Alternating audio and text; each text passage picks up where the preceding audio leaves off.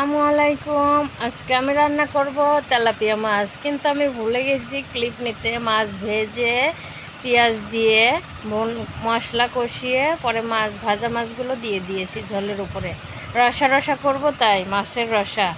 তবে আমি এখানে কোনো কাঁচা মশলা অ্যাড করিনি, যেহেতু আমরা জিরা বাটা দেই, তারপরে হালকা আদা বাটা, হালকা রসুন বাটা একটু একটু করে দিয়ে দিই, তা আমি দেইনি। তবে আমি আজকে শুকনো মশলা এই যে কাঠখোলায় টেলে নেব, টেলে নিয়ে এই যে পাটায় পিষে নেব।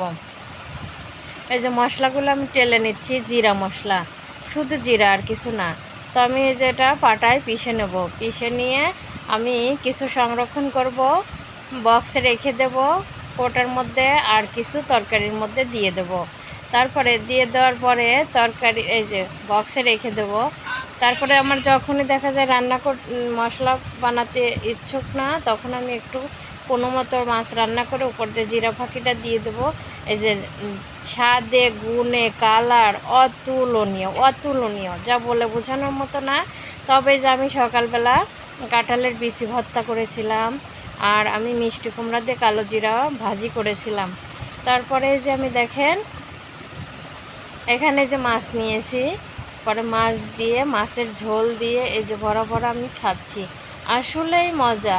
নিজের হাতের বাটা মশলা দিয়ে সব সময় বাড়তে ইচ্ছে করে না, আসলে ওইরকম কেউ নাই আমার, যে যখন রান্না না করতে চাইলে তাও করতে হবে।